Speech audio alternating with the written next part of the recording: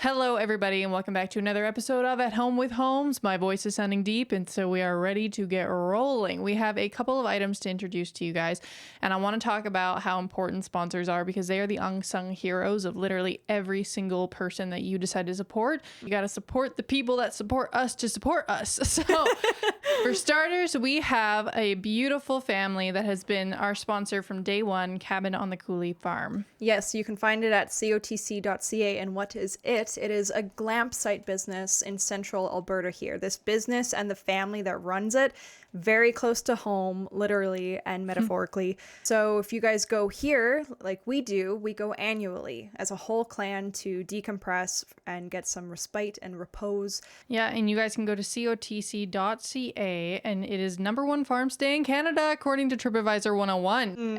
And if you go down, you'll see the different glam sites that you can choose from. All of them are lovely, and they're available from May to November. Book right now. Book right now. So starting with the cabin, which is the largest location, it holds 6 guests, 4 beds, and 2 bathrooms, and all of the details are on the website. It's been revamped, so it gives you every little nitty gritty. And then you will go into the Coulee yurt, which holds 5 guests, 3 beds, and 1 bathroom. All of the photos are online for you guys to take a look at. And then you have the Grouse House, which holds 4 guests, 2 beds, and 1 bathroom, and all of these locations are pet friendly. And then if you guys want to go to Cabin on the Coulee Substack, that's how you can learn more about the beautiful family that supports us. And you can get news and updates, not just about what's going on with the business, but also what's going on with just Eric and his family and their life. Yes, and then the second thing, the latest and greatest product, is I actually came out with a poetry anthology. We are creating, and by we I mean Maddie. Yeah, the idea behind this is that poetry transcends political boundaries. And so although it may seem like, oh, me and Macy are politically inclined, we too couldn't conservative. understand the average teenager. Yeah, we were the average teenager. Exactly. This poetry anthology is just exposing all my fallibilities, essentially. And so it is a perfect introduction for your kid, for us to start building something in a relationship that'll actually connect us in ways that'll bring us through the long haul rather than just relying on the trends of current political games. And would you say, Maddie, that this book kind of goes through the evolution of, I guess, your critical thought, or I guess not so critical to critical in terms of evaluating your values going forward in your life? Absolutely. I mean, this was the phase of where I thought stoicism and rationality was above everything. This is before I really considered what a reasonable and archetypical woman would be. It goes from kind of self-deprecative to self-reflection and then some actual self-fortification. So that's to encourage people and find good values at a younger age. Amazing. And then if you didn't know already, me and Maddie are matcha addicts. So if you guys go to buymeacoffee.com/athomewithholmes, that's how you can support us in fueling our matcha addiction. But also, if you go to our shop, that's where you can find our Alberta jerseys. Alberta jerseys to infiltrate your own hockey games. So maybe get one of these to encourage the conversation. Yeah, because again, this is a representation of the movement of us trying to fight the British imperial system. And it might encourage you to want to move here to Alberta. And if that is the case, then also support our mama, who is a real estate agent. And if you are like, I got to get out of Dodge, she can also help you with that too. So we will put her email in the description below. And now we will get on with the episode.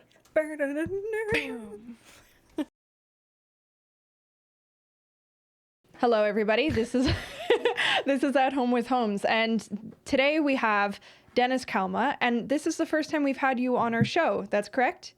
That is totally correct. Yes, though Macy But not and the I. first time we've had your work on our show. Yes. So This is also true. this is for people that haven't caught up to the drift yet. Dennis Kalma is one of the co-authors of the entire Alberta Prosperity Project document, The Value of Freedom, that we did an entire series.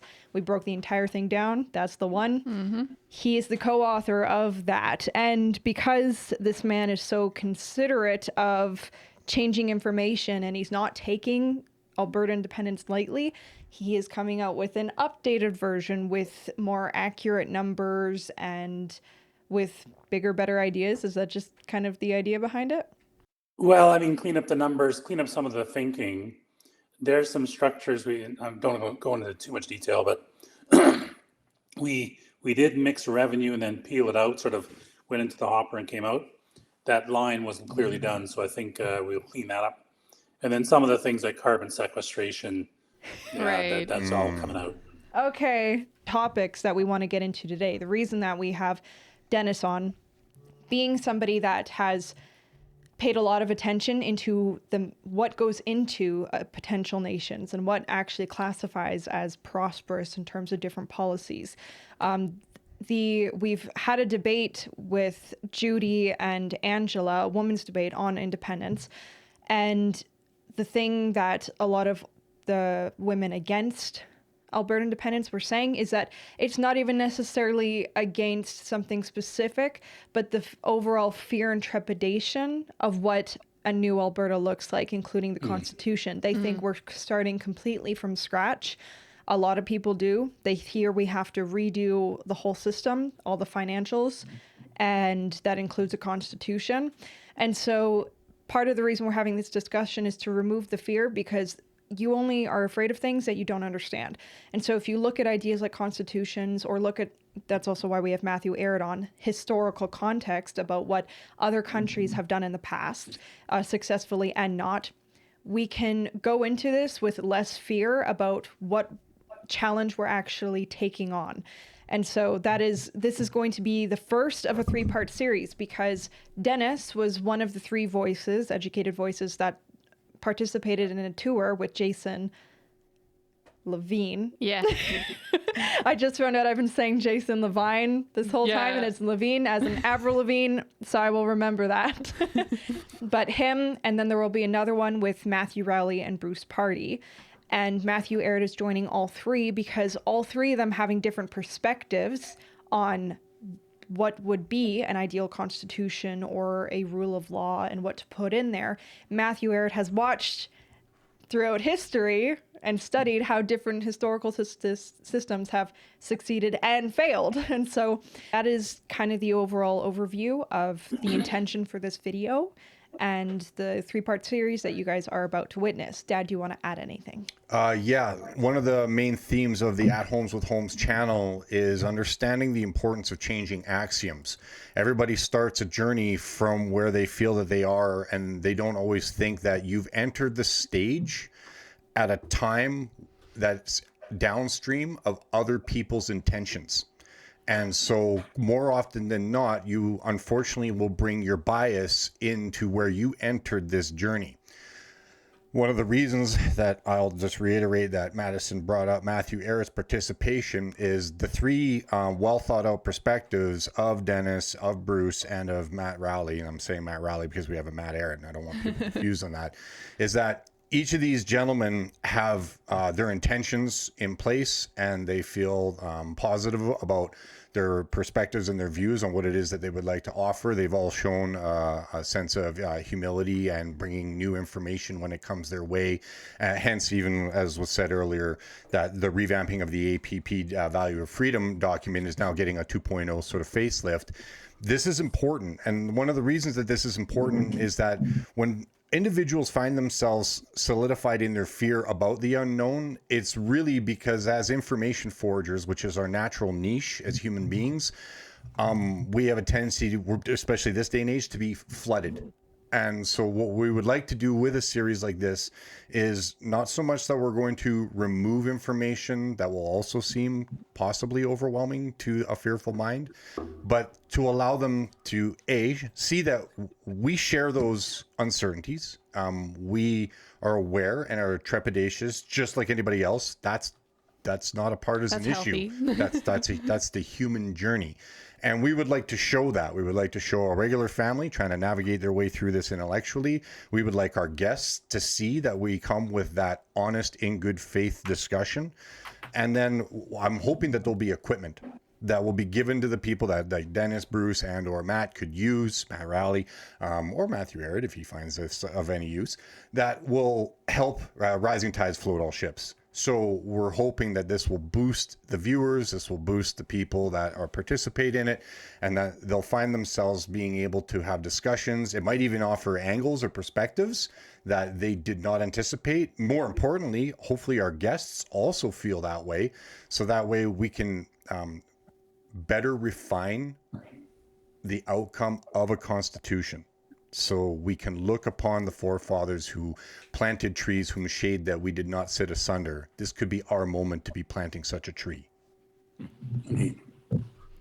Okay, so I can start then getting us into the first kind of discussion. And I wanted to also give a tiny little tidbit for Dennis, because we didn't do this in the pre-show, of just Matthew, for context, has written a series called The Untold History of Canada, and it goes into, I guess, sort of the historical context of Canada that most Canadians are not taught in school today. And so I think that that's another good context for you to know as to who is this person. But for the time being, the question, then I'll start with Dennis, is just a little bit of a reiteration of what we might have heard at that town hall. Is your perspective of a constitution, a way to go about framing it, structuring it. And I've heard that you, I guess, are quote unquote representing a more republic side of the argument. So if you want to kind of give people and all of us some context as to what it is that you think is best about the republic system being kind of embedded into what it is that we would hope to build in the future, should we get that chance. Okay. So I'm gonna back the truck up a little bit first, and that is talk about, like, why can't we just live with the Canadian Constitution as it stands today? And I suspect Matthew is very aware of this, but the guts of it is the Canadian system doesn't work very well. Particularly Pierre Elliott Trudeau subverted it by changing the top power in the land being the courts versus Parliament. In addition, the Charter of Rights is fairly incomplete, missing things like property rights and so forth. It allows governments to override rights if they deem it in the interest of the nation. So I think all three, Bruce, Matthew, and myself, agree that we can't start there. That's a false start. So then we get into, well, we have to replace it. And what are our broad range of choices? And another context to understand is that constitutions are a document. The culture and the country and how people behave and how informed they are and how much they participate are, if anything, more important than the actual document. So one of the things that we depend on, no matter which form of constitution is selected, is that we have to assume that Albertans shake off their traditional Canadian disdain for getting involved with politics and move towards a position of being engaged, to understand what the options are, understand what the rules are, and then obviously putting input into them. So with that as a bit of a background, you then step into, okay, well, what are our major choices? So I'm going to start with Bruce first. Bruce holds a very strong libertarian point of view. So his view is the simple way to stop government from doing dumb things is to give it no power. Strongly limit what it can do and can't do. Mainly, if you don't give it the power, they can't do it.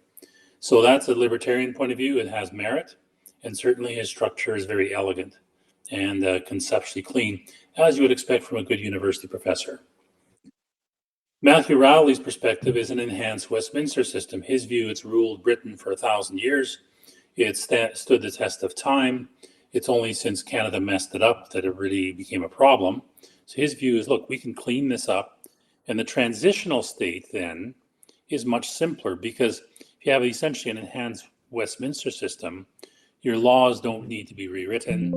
You don't have to completely rethink everything. Your lawyers don't need to be retrained, because it's sort of similar to what we had before, but better. And that's a fair point of view as well. Where I landed on the Republican model is it's also grounded on the American Constitution, which has also stood the test of time. And I think it actually brings the strongest model of, or balance between the laws are what Parliament does over the course of time as a Westminster system, and Bruce's view, which is you can't do that, and say, okay, here's a middle ground. The trouble with the middle ground is that it's sort of slippery. As soon as you start defining rights, you end up, well, which rights do you find? Which ones do you lead to natural law? As soon as you start saying what a government can and can't do, what do you miss? The American Constitution was amended, 22 times? And there's probably a few more amendments they need to do yet. And the argument would be that it's hard to balance on that, standing on top of a basketball, you're sort of tippy no matter which way you go. So in some respects, you have to look at the Republican model as a as a compromise model between those two limits and extremes. The republic is in fact the best model for us. We all have experience of it indirectly through the Americans. It does balance out defining clear rights that can't be changed by government against sort of no rights enumerated, which leaves a lot up to the individual citizen. So that's where we landed, and yeah, that document, a version of it got published by the APP the other day. It's about 80% of what I edited. There's additions and stuff I don't totally agree with, but it's out there for discussion as well. Okay, so then that would leave me to ask Matthew, since actually Dennis led in so beautifully, and I actually am like, oh, that would have been a better question to ask, which is, yes, do you agree with Dennis, firstly, about the way that the Canadian system is structured now, that it is not the proper system that we should be in anymore? And also, how do you feel about his thoughts about the Republic, especially given your knowledge of the, I guess, American Revolution leading up to the context of where we are right now? Yeah, and the reason that, because a lot of people I've heard from that are against Alberta separation, or they're on the fence. They say our Constitution, and even the American Constitution, was largely modeled off the Magna Carta, is their opinion. They're like, we took lots of good stuff from the Magna Carta, so what exactly do we need to change? Because if everybody likes the U.S. Constitution, modeling that, it was also the Magna Carta, and then there's the criticism of the Westminster system, so people see that as contradictory complaints. Yes. Well, I totally agree with Dennis's assessment overall. And I would just say the thing that really resonated with me was the emphasis on the question of the participation, the culture of participation that's needed for a republic to work. In my assessment, that's absolutely true. A republic, can be a republic in name only. Venice was a republic, it was the serene republic that lasted for centuries and centuries. But was it a real republic?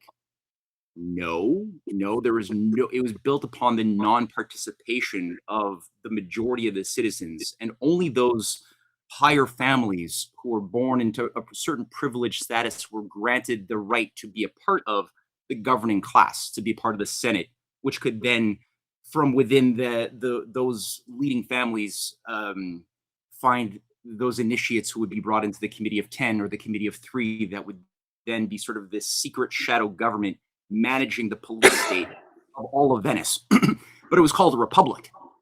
Didn't have a constitution, or if it did, it wasn't public.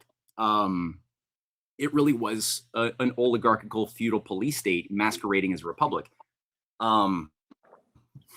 The idea of the creation of the U.S. Constitution itself was the effect, as Dennis said, of battles, of debates, of discussion, of people with very contrary views of what they thought the society should be, battling it out, having reasonable debate and discourse, not being afraid to go and test your ideas out in the public forum. And it's true, it was what was the published result in 1789 was a series of compromises, but something that was infinitely better than what came before, in the sense that it did provide for a greater space for creative innovation, creative perfection. The additional amendments, the Bill of Rights that came out of the amendments to the Constitution over the years of ensuing debates were all part of this ongoing faith that human beings are creatures of reason. We're endowed by this divine power of God-given reason, that everybody we have faith can use it and get worse at it or get better at it if we use it well, or use it, it's like any tool.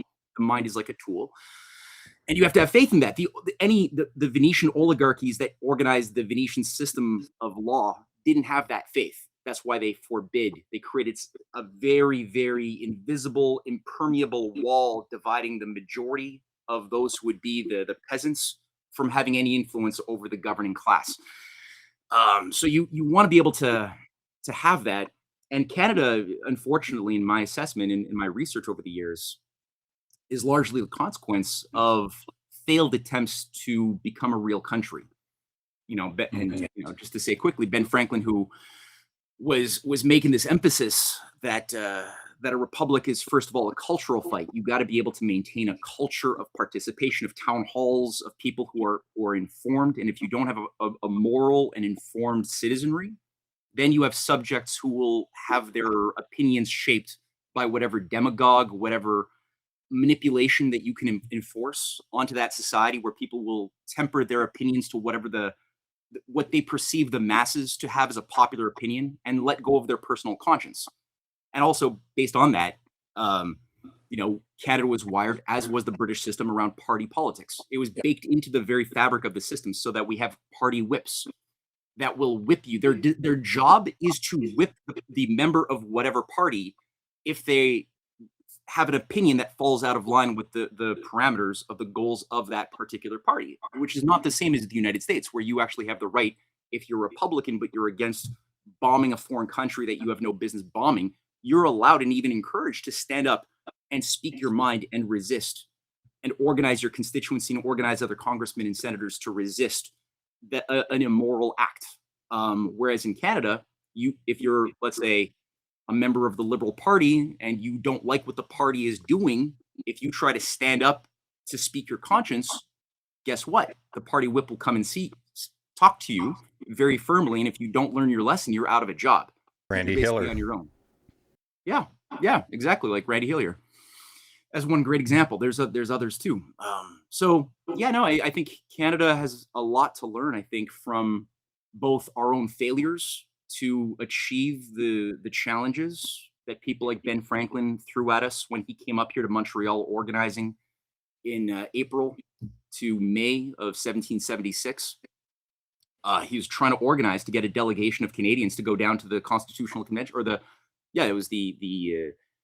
Continental Congress for the Constitutional Convention, or not even that. It was the convention to just simply agree upon the wording of the Declaration of Independence, which is again a rather beautiful document that works in tandem with the later Constitution. And he couldn't do it. He got a lot of sympathy, but he couldn't get any actual courage and common sense from those who he thought would be able to do so.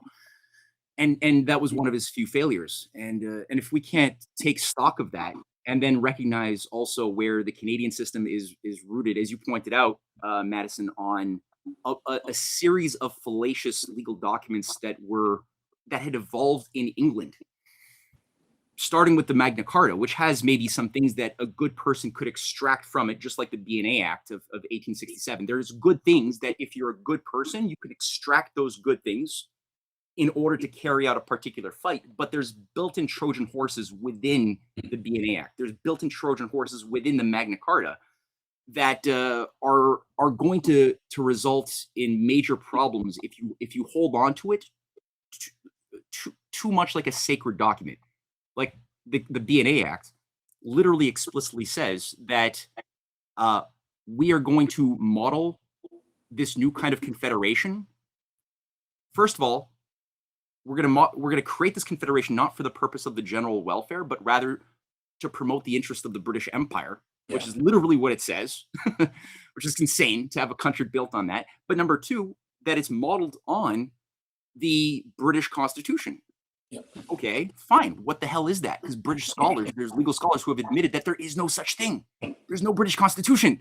There's a series of legal documents over centuries that are like kind of, very fluid, very flexible, of which the Magna Carta is one of them. But the Magna Carta, you're like, okay, well, if that's so important, and yeah, sure, it came up in debates, in the founding debates of the U.S. Constitution. There were people, founding fathers, who liked it and they saw value in it, and I get it. But if you actually read it, it's not an actual constitution. It was designed by the landlords, the freemen, which were basically the Norman feudal robber barons that didn't want to obey any laws and put this thing together to give themselves protections from the law of the land, from any type of law that could be imposed upon them, that said that no, your rights are enshrined to not have to submit to any type of edict beyond you and your class. But the only people who had rights in the Magna Carta were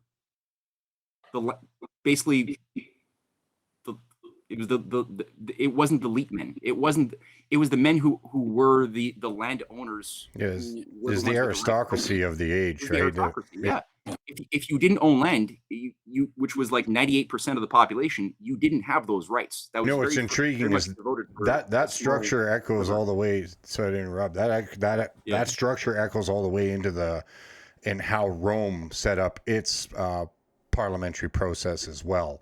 Because when you actually start to look into the voting structures based on their class separations, it was the equines or the equestrians and up that had the power. You literally had a segment of the population that, had you had a whole plebeian horde, if you will, actually go to try to run a vote, they obviously would have been able to outvote because of the sheer numbers. But they got put into blocks, voting blocks on purpose, so that they actually held no structural value. I mean, that sounds a little like Alberta, when we have a federal government that's established for us before the voting even gets to our province. This looks more like Rome, not Westminster. Interesting. Well, and the argument can be made that Canada is more of a regularly elected dictatorship than anything else. Because even when a government sits, it's not like they really are subject to much control these days. Well, we got reminded of that when Carney was trying to reiterate the power of the Attorney General that he's appointed, that basically any type of government that gets established can be blown up at the Attorney General's purpose on behalf of the Privy Council and the Crown. And they had something similar in Rome that was known as the Senatus Consultum Ultimus, which was the do what is necessary to preserve the state.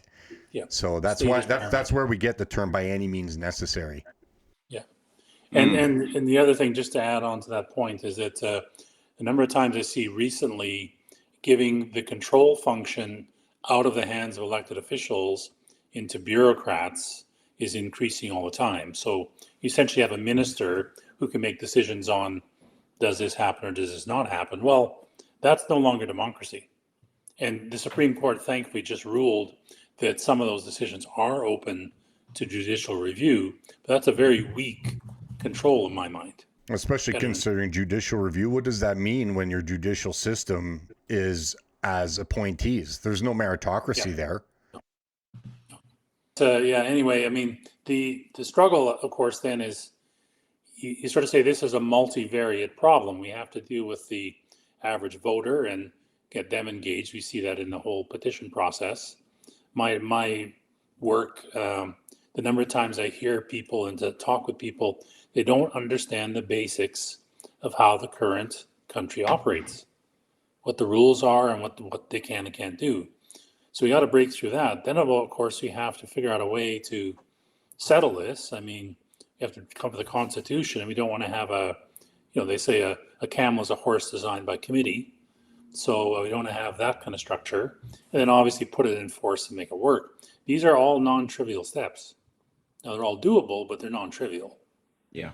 And I think that the ignorance of the wiring of the nature of our peculiar government, also it contributes to this passivity, this malaise, and this because if you don't understand something, if you're ignorant of it, you have no confidence to want to be able to change it, and that's by design. There's political science students that I've spoken to who have, when asked what kind of government you have, they think of it as a democracy or maybe a constitutional monarchy, but they have no idea of how the Privy Council works, right. The Privy Council office, more broadly, the Prime Minister's office, which is a massive bureaucracy that is completely shadowy.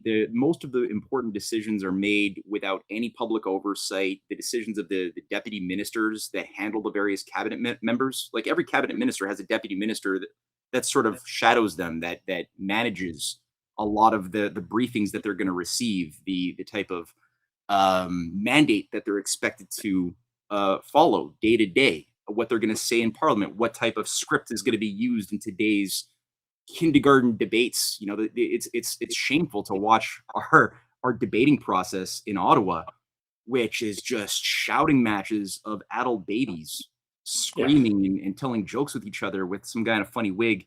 Well, no, I don't think they really wear the wig these days so much, but sometimes, just yelling order and stuff. It's really an exercise in folly. Well, It's embarrassing is what it is.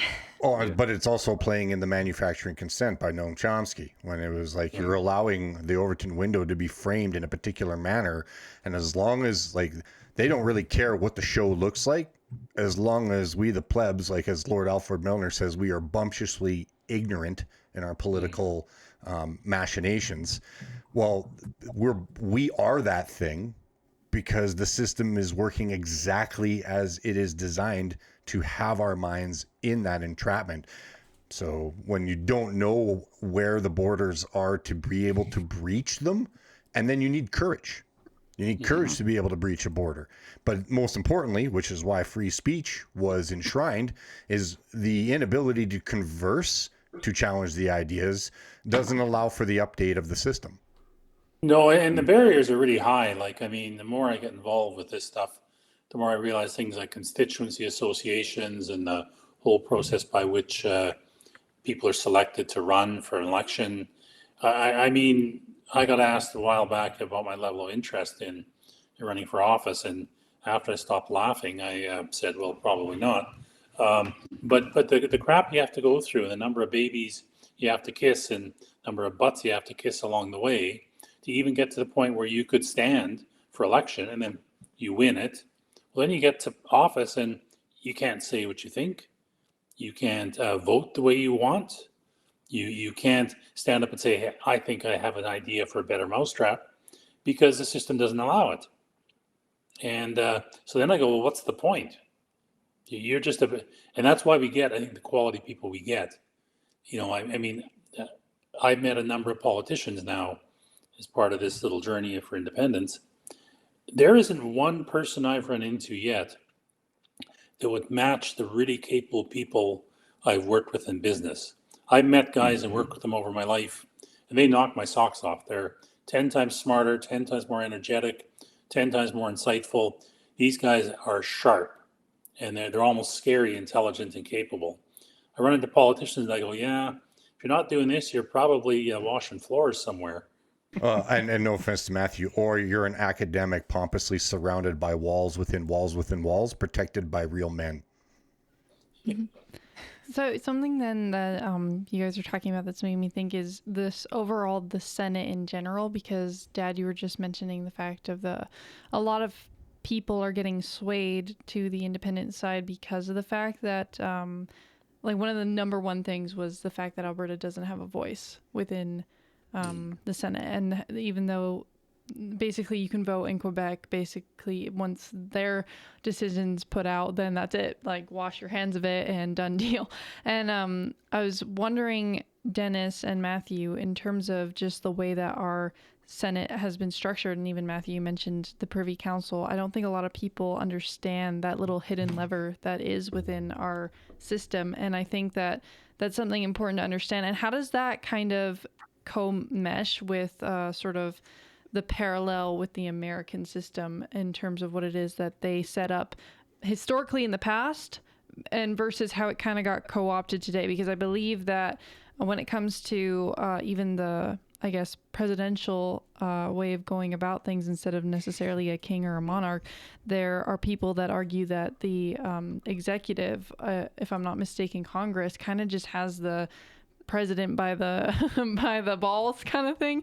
And so I'm just wondering, I know that's a lot to just throw in there, but it's a lot of stuff that even I myself am still trying to understand. So what are your guys' thoughts on any of that? Well, I can jump in. So the main thing to understand is there needs to be tension between the will of the majority and the interests of the regions. That's why you have bicameral governments. Because if you let just the majority decide, it becomes city rule, it becomes most populous province rule, whatever the case may be, which is sort of what we have today. But the trouble is, and you see this in Alberta, rural Alberta is different than Calgary. Calgary is different than Edmonton. There's not hugely different cultures, but they're somewhat different. And there are different interests as well. So you have to find a way to balance those interests. You don't want to have the majority always getting their way. Neither do you want to have the regions doing whatever the heck they want. So once you recognize that essential balance is there, or necessary, and you start saying, okay, how do we craft this? The Americans have got a pretty good idea. They have their vote of the majority, although it's smeared a bit with this electoral college thing. But they do have 2 senators per state. So they got that balance going on. The 2 houses have slightly different powers. One has the power of the budget, the other one has other powers. And you basically look at that and say, okay, that's the kind of balance we need. And once you realize that that's the underpinning concept, then it becomes, okay, how do you structure it? What are the regions? Is it equal in size, dissimilar in size, and so forth? So that's a key element, the key element in my mind. I would say, yeah, there's no formula, there's no strict formula for success, mathematically speaking, for human society, right? Because if you have a society that is more culturally rich, as if you look at the sort of cultural standards that were prevalent in the late 18th century, it's very different from the sorts of cultural standards that we have, especially since the 70s, as far as literacy, general powers of aesthetics, a sense of identity, of citizenhood, whether in the United States or especially in Canada. So that'll determine kind of what is possible, what kind of balance will work at a different moment, you know. So one thing though I did notice is that both the Westminster system, you know, the broader British system in all of its manifestations, as well as the American system, have similarities. And there were things, if you read Thomas Paine and his Common Sense, there were lessons extracted from the existing British system that were applied to the American case, as we see the similarities between the crown being the analog to the executive branch of the Republic, the House of Lords of England, which is a hereditary institution. In the case of England, you're assigned for life. In the case of its analog in America, it became the Senate, which was voted upon every 6 years. The Commons for the commoners, very, very arrogant language used in England for the House for the commoners. That would be there was an element of democracy that they permitted, but it was a very limited kind of sphere. In the case of the U.S., it was much more robust in the House of Representatives, and of course you had the idea though that there was in the case of America, the Senate was, again, it was elected, but there was this idea that you would have a cultural movement of dialogue, of discourse, of fight, of tension, so that you couldn't really just. There was a balance of powers, but it was much more organic, I think. It was much more living, vibrant. Even the electoral college, which I have problems with. It's not very democratic. It's kind of weird, but at the same time, I get the original thinking behind its formulation, because they wanted to create a space for combat, for discourse, to create a real cultural movement of leadership in the thousands who would be amongst the electoral college that could then participate in negotiations, things like that, to make the process move forward. Now, if you get a society that becomes degenerate, corrupt, and stupid, then all of these institutions, as good as their founding ideas were, will all also reflect that same stupidity. And in the case of Canada, America doesn't have a privy council to worry about. They do have a deep state structure that was created over time and infused into the government. Whereas I would say that the differences in Canada with the privy council structures that they're kind of enshrined and baked into our founding documents directly. Like the 1867 BN Act enshrines the institution of the Privy Council and the provincial branches of it in the form of, you've got the lieutenant governors that are the provincial subsidiaries of the governor general on the federal level that operate with their own bureaucracies within every single province. There's an entire shadow structure that is, again, enshrined and baked into the Constitution. So it's not like something coming in from the outside, like it is in the United States, infecting an otherwise good thing. Whereas in Canada, it's already baked in. And the good things that we have had over time, if we look at there have been moments of goodness where we were able to break free of the program. It's usually been because we had an individual, as Dennis, you pointed out, who emerged from the business class, like a C.D. Howe or a W.A.C. Bennett, who understood they took their experience as businessmen, making things happen in the real world, building real things. Like W.A.C. Bennett saw British Columbia for the 20 years that he was premier as kind of like a massive hardware store.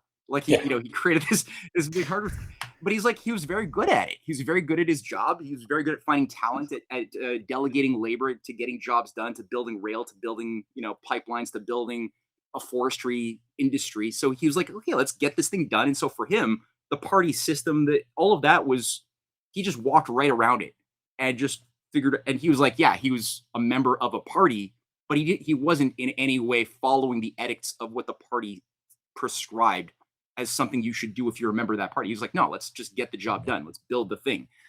So contrast that with EB. Mm. Contrast that with EB. Yeah, right. If the guy was any less intellectually solid, you have to fertilize and water him. But I mean, I would also argue, though, he's actually doing the exact job that he was appointed to do, because the divide and conquer strategy in British Columbia that is being implemented to create tensions between Indigenous and, the Canadians that, are all around that region, there's nothing but tension being stoked up so that they can hand us enemies, hand us enemies like China, hand us enemies like Russia, hand us enemies like the Indigenous. This is all to get us scrapping in with one another. While then they use the conservation tactics of UNDRIP in British Columbia to then put all of that as collateral on the European central banks to get us more in aligned for the death spiral that is the European Union. There's two things that you kind of allude to, and one idea that, Matthew, you're kind of saying is not as prevalent as the debate has been is the party system. I hear a lot of people really hack at the party system, and even me, I'm not necessarily in favor of it because of this false dichotomy, the Noam Chomsky thing that we got going on, where it's two wings of the same bird. But you're saying originally, even with a party system, there were still, because of like a proper law and then a decent constitution, the way things were run in the open system versus a closed system, that even within a party system, as an individual with your own policies, you could still thrive within a party that's different. And that is not something I hear people talk about. It is either you need to have the party system or completely abolish it because of basically trying to prevent what's happening today. That is one thing that is an approach to a constitution or even a system. If you're going to redo a party system or generally just your governmental system, you don't want to do it thinking, how do we prevent getting where we are now? Because then I find you end up going to extremes, which is like, okay, no party system. And even I was tempted to go there because I couldn't think of a solution for the false dichotomy that we got going on, other than, of course, just having a moral citizenry and population. But that's one thing that maybe you guys can expand upon, because that's one thing people often, when thinking of solutions, that's why I think anarchy is somewhere that's so popular, and the Adam Smith invisible hand, because they can't see or don't know the historical context about a party system that you could still be successful in. And so they go to anarchy. Why is that not necessarily the proper approach? I think you're always going to have, like, parties are fine. There's power in numbers. It's like unions, we're stronger together. So you're always going to have people organizing with those who have like-minded ideas, and together will be more effective than if they were individual. But you don't want to have, I think the problem is when you have the system itself become, like, when you have the party model baked into the organization of the system itself. Yeah, its function is to protect that system instead of the people that it's supposed to serve.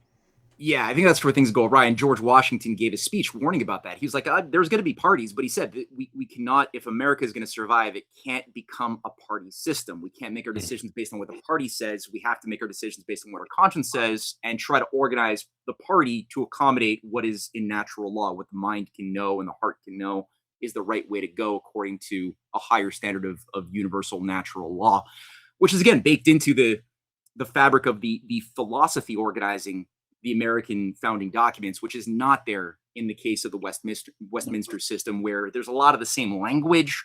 We all have rights. We all have to life, to liberty, to happiness. Those words are even in the Charter of Rights and Freedoms, the words. But if you look at what it sounds similar to the U.S. documents, but the difference is everything, because it's where do those rights come from. In the case of the Charter of Rights and Freedoms that Trudeau hoisted onto us. It's given to you. You are Yeah. granted these things, but by whom? By the crown, the fount of all honors. What the hell is that? That's not a good philosophy for human rights. Whereas in the case of the U.S. founding documents, it's very clear they're inalienable. They're built into the existence of being human, that these rights exist. They were already there even before they were not legally recognized. They were already there. It's just now we're going to legally recognize this already existent thing. So it changes everything about how you perceive the purpose of government, the role of the people, the idea of what the party is. All of that changes in coloring if you have that. Yeah. And I'd agree with you. You're always going to have people flock together in groups and want to share things like fundraising and all that kind of good stuff. So parties themselves are not the evil. But I would argue that the Canadian system is almost the worst implementation of Westminster in the world. I mean, only in Canada can you screw something up this badly. Well, But I would say we got historical precedents that it is not, because like that's what happened in Rome, that's what happened in Venice, that's what happened in the Dutch, that's what's going on in England, and I feel like we're downstream of a very natural consequence. So, well, and yeah, it's usually not a very it smells rather bad. But see, I would make the argument that while the British system is failing, they've got some things that are useful, like their latest removal of their prime minister, Keir Starmer, is evidence that the backbenchers have some power. Yeah, they have to vote the way they're supposed to vote and all that kind of good stuff, but they do cross floors from time to time in a little bit better way than here in Canada. But there you have a prime minister being unseated by his own party and another one coming in. Now, I think it's a worse choice than Keir, if you could ever imagine to have Andy in there, but that's fine. But they have some power. In Canada, you have no such power. The party is supreme. I have a guy that I used to grow up with, he sits as an MP. I've never heard the man speak. He's never stood up in the House of Commons that I know of. He certainly never uttered an original idea in the House of Commons. And what's the point? I mean, you may as well get a cardboard cutout and, stick the yes arm up when you need to do it. So I think we've got a bad system. but I bet you he's making a good salary. And a wonderful pension and benefit. Yeah, all at your expense and my expense. Yeah, and But the other Rand, thing too, show me the incentive, I'll tell you the outcome. yeah. But the other thing too is in the system that, like as I see coming to pass, because like the American system, you can vote your conscience, and that's enforced by having good recall options. You sort of end up with representatives having to essentially align to their constituents, vote not so much what the party says, but upon what they believe and their constituents believe. And I think we'll get a better system of government with multiple parties and generally a freer and open set of votes. So I think that's important. That brings another thing that came up, talking about people in the systems, and then was the idea of qualified individuals. So even the idea of, our rights being handed to us. Matthew, you said by who, and then it's the crown. Now, there are some people that think that's not necessarily a bad thing if the crown is full of honorable people. So the question that Macy and I were playing around with is the people that are allowed to either be in the Senate or be in the party system, that are allowed to run for politics, be in those positions of managerial power. Do they have to, what are the qualifications that they need in order to do this? Because some people say they need to, you can't just let it can't be like a jury. Some people say, you can't just have anybody in there. Right. And I want to know your guys' thoughts on that, because as somebody that thinks about the brain, I understand everybody has the potential for, prosperity. But then this idea about needing qualified individuals with maybe certain degrees or certain experience, even your illusion, Matthew, CD, how you said from the business sphere, that doesn't necessarily mean that he's politically savvy.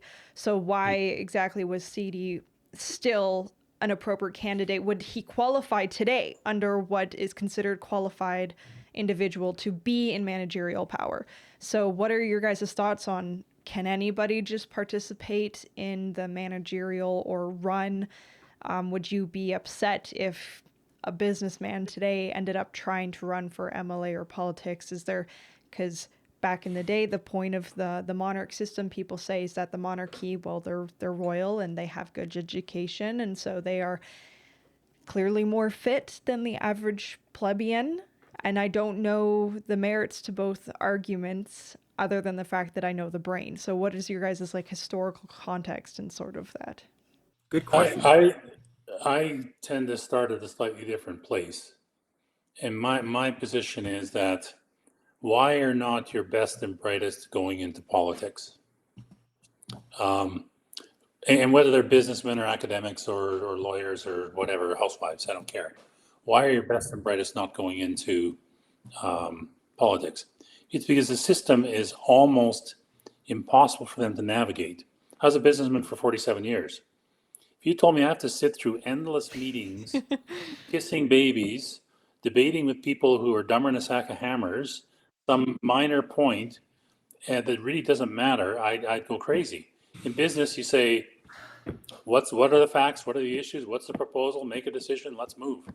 And so it's a system that most capable people don't want to go in. And then you couple that with, I mean, if I ran for office, I mean, I'm not going to tell you all the list of sins in my past. It is extensive and encompasses many, many volumes. But the point is, those will get exposed. All the things I've said, all the things I've done, all the things I've uttered, the insults I've thrown, anything. And also, my whole life is exposed in that of my family. Why would I, as a successful person, expose myself to that? So I tend to land more on the side of not so much limiting who comes in, because that's anti-democratic, but I go, when someone runs for office, exploration and publication of their background is not allowed. We have privacy requirements, so that at least I don't have to worry that when I did a tweet 5 years ago that was nasty, it doesn't get brought up again and again and again and again. Now, I don't know how you do that, but that's where my head goes when I think of how do you qualify for office.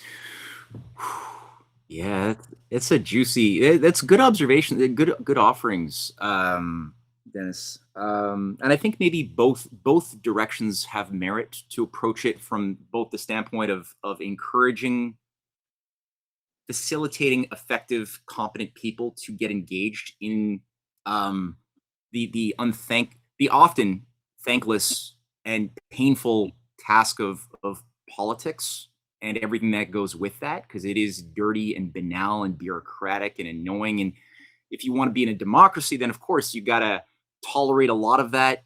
You got to tolerate a lot of stupid people with their own motives. A lot of them are immune from reason. They're just not there. They either don't know how to use reason, and that's why they were given the job, or they don't care about the truth and they just care about sophistry and legalistic manipulation of arguments in order to win the game as they see it, and they don't believe in truth and morality at all, and they have their own. So you have to deal with all of these very frustrating elements. So on the one hand, you do want to figure out a way to get more competent people who have internal,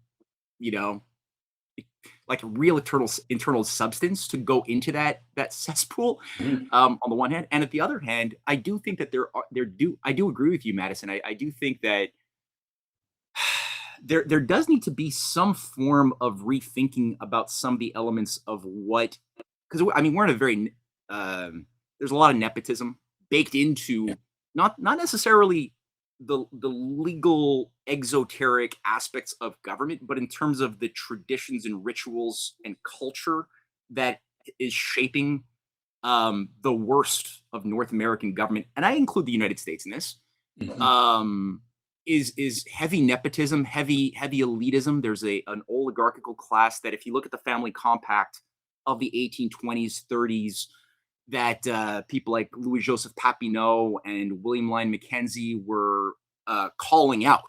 This organized, little mini dynastic structure of United Empire loyalist high families that were given sanctuary in this British Canada thing, who were the governing class by and large. There was nothing else. That those families didn't go away. The Parkins family, the leading families that were brought in to manage the roundtable movement in Oxford, if you look at the Glasgow family, a lot of the leading families. Talk to Ben Trudeau about his understanding of these families, and just in the Quebec, the French Canadian side of things. But there's that problem. There is the element of, like in what world would a George W. Bush become the leader of the free world? Like, my God. Or Justin Trudeau, right? Like, under what type of insane world could that happen? They have no competence, either one. They had no real world experience, but yet they became the leaders of their respective countries. How? So I do think that we do need to rethink some of what is underpinning this. And I do think that it's useful to look at elements of, let's say, for what I know, a lot of people watching this might have some very bad feelings about China, but I mean, look, the one thing you got to say about China's effectiveness and their capacity to get things done as far as building infrastructure, high-speed rail, like, it's quite impressive what they can do. It's built into, there's a tradition of a meritocratic system that selects from competent mayors, governors who start small and are given tasks to get a job done, either eliminate corruption in a local region, build some infrastructure with certain constraints that are given to them, whatever. And if they do the job effectively, then they are rewarded by being given more tasks. They might be elevated to becoming a deputy governor of a province. If they do their jobs well, then they will be elevated to becoming the governor, sometimes of 2 provinces. And you have this tradition of, you have to have benchmarks, and you will be downgraded. You will lose your positions effectively if you fail to achieve concrete, realizable, measurable goals in the physical real world. You will lose your position, and you will be downgraded and downgraded. You can get out of it, but you will often, if you don't change your ways, if you don't learn, you could ruin your career. You will never. George Bush would never, as a cokehead who learned how to get high on Jesus, that's how he got off the drugs, out of Skull and Bones. He would never even be a local regional mayor of a micro rural town in a place like China. It couldn't happen. I like the way that you're posing that, because I think that one of the things that we do have, even when we were doing our little, I guess, voting in an MLA, is they try and give you their resume, essentially, of what it is that they've done and accomplished. And then if you're at the meetings and you're listening to them, then you have to sit there and kind of go like, okay, so this is what they've done. This is their sales pitch. And then you vote based on that. But I think that what I'm liking that you're saying is that it was something that was discussed in the We Unify conference back in 2023. And it was the very same question was being posed, but actually to the bureaucracy of doctors. So the doctors were trying to figure out, how do you get morally good doctors that won't become corrupted in the way that we saw during COVID. And they were trying to answer basically the same question that we're trying to answer, but now for a governing structure.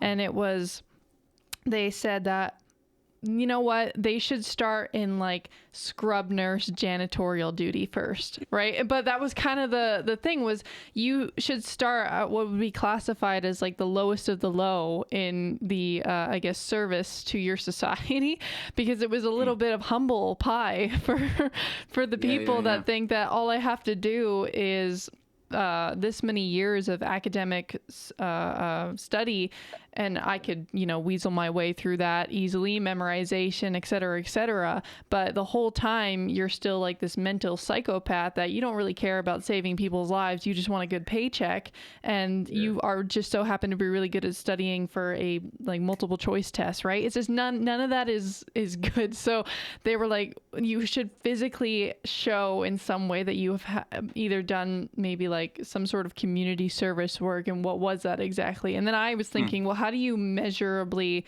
take that person who's coming up? Do you like read a piece of paper that, again, any left hemisphere, or I guess for the audience's sake, manipulative personality could just be like, well, I'm cherry picking, but I did some community service and I did this and I did that to make it look like on face value you're this admirable person and you've done a thing, and so therefore that qualifies you to move forward up the branch. But I think that what you're talking about makes a lot of sense, which is if we do decide to put you in this position, and this kind of gets into a question actually that I had for both of you anyway, so it's a nice transition, which is if you get into a position and now you're in charge of a task and you're in charge of I guess being responsible for manufacturing something, for something coming into infrastructurally to come in to serve the nation that you're in. What do you think about term limits then? Because that's something that I think a lot of people would probably, it branches into this question right now that we're circulating, because you can have almost like Matthew, what you said, even for example, and I know a lot of people are going to be like, oh, freaking separatist movement infiltrated by Russian entities, whatever. I'm just going to state it for the matter of fact of how long the Putin's been president of Russia. And it's like, because he's showing a sort of aptitude, right? And some people would argue that it's oligarchy, etc. But if there is a showing of aptitude, then great, the people will vote you in. That's how it's supposed to go, at least. But with the term limit, sometimes I have I guess, on the fence view of them, because in the one hand, I understand where it comes from, which is you don't get to be in if you don't figure out how to show that you prove your worth, right? Like you are making the economy better, you are investing in infrastructure, you are showing all the physical things needed to build a country for the better, right? If you don't do that, you're out, right? But on the other hand, I do understand that. But if you're good at what you do, shouldn't you be in for a long time coming? Especially if the people are like, no, we really like this person and I don't just want them to get cut off at a certain limit because they were doing such a good job. And then boom, you have what we have today, which is the constant back and forth of, oh, well, we can't let the NDP in and da da da da da. So I'm wondering what your guys' thoughts are on that. Internship prime minister. Just kidding. Yeah,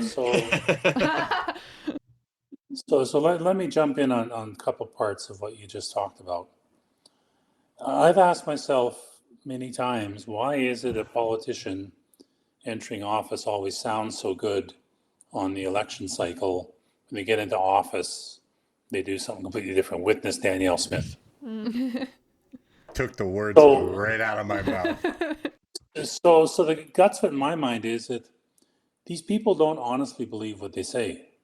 They are not morally driven. They understand what the electorate wants to hear. They're playing to the crowd. And heaven knows, it's easy enough to do. And you espouse popular positions, regardless if you believe it or not. Once you're in power for a while and see that you can continue to get reelected by throwing a bit of cash around here and there, guess what? You do what you want. So that's one aspect I want to talk about. The second thing is term limits. And I've made the case for a long time. The penalty to society for a bad leader is far higher than the benefit of a good leader staying longer. Pick on Justin Trudeau. First of all, that man should have never been elected. Second of all, he sure the heck shouldn't have been in for 10 years. And in my mind, he should have been term limited out, because look at what he did to the country. He's brought Canada to its knees. He's destroyed the country. 2 Trudeaus appears to be the limit for any country. It's sort of like a poison. You can stand 1 dose, but you can't take 2. That's too many, boss. That's too many. Too many. So it's more about, what is the control function we as mere citizens have? And I love the idea. There's a wonderful leader, a W.C. Bennett, whoever, that you say, I want to keep this guy for 25 years. But they're 1 in a million. The Trudeaus of the world are unfortunately 1 in 5. I'm excited to hear Matthew's perspective. Since you do so much geopolitical work, you've seen so many different leaders and their perspective limits. So yeah, I got a whole bunch I can say about that too, boy. Yeah, this makes some good points. It's fair, and I would like to think that when you take increasing doses of a poison, if it doesn't kill you, it makes you more immune from that poison. So God willing, we're never going to see another Trudeau ever in power, or We inoculated. or we haven't hit the fatal. Yeah, right, exactly. It's always tough to talk about this because like from the very beginning of this conversation, the issue of what is the level of culture that we currently have that is causing a certain set of anomalous social dynamics that are unnatural to occur, like getting completely incompetent, corrupt idiots to represent to the people in the most powerful countries of the world. That's an anomaly. If that was the way it always was, we wouldn't be modern countries. We wouldn't have gotten anything done. So there's that anomaly, right? That I think, touching again also on what you had said earlier about could we even have a CD Howe? No. Under the way it's wired today, both culturally and the political class as a whole, CD Howe was ousted from within. There was a palace coup in 1957 that ousted him because he wasn't playing ball with the political game, and he called it out. He basically made a point. It was Walter Lockhart Gordon, who played a key role within the Liberal Party apparatus. He was a kingmaker, also very high up with the Roundtable movement under Vincent Massey, which was sort of the Cecil Rhodes Milner Roundtable apparatus inside of Canada. He was the executive chairman of that organization, very insidious, and he worked to undermine and undo C.D. Howe, because C.D. Howe he was known as the minister of everything because he was so damn effective that people were like, hey, if you want something done, go to C.D. Howe. He'll just approve it. And, you want a pipeline to the United States? Bam. You want a Avro Aero, hypersonic system? Bam. He will approve it. He'll allocate the funds. He'll look for the talent. But the other thing, too, is that the general world that existed back then didn't have the let managers manage. There wasn't the business school of management practice of just training people to become managers and then going to become appointed administrators of the National Institute of Health, or you typically in that previous culture, you had to be an engineer in order to be an administrator of engineers. You had to be somebody who had been trained in a career as a doctor in order to be an administrator of medicine. And so it was just a different world. And then, when you had this guy, John Grant Glasgow, who was the grandson of George Grant, the guy who was, again, heading up the round table. He was, the uncle of George Grant, the guy who was the founder of New Nationalism, a collaborator of Walter Gordon. He was the uncle of Michael Ignatius, who ran the Liberal Party for a period. There's this whole, again, nepotism. But this guy, John Grant Glasgow, put in this Royal Commission program over 2 years in the 60s after Diefenbaker was ousted, that was based on the principle of let managers manage. And he brought in this tradition where they started funding these what do you call it? The Desmarais School of Business, the John Molson School of Business, and all of these schools of business and schools of management became something that bypassed the historic trend of having training and expertise, and created this new type of structure of control, whereby civil servants with huge power didn't have to have knowledge of the thing they were administering. Yep. And that became, now since the 60s onward, it got worse every year.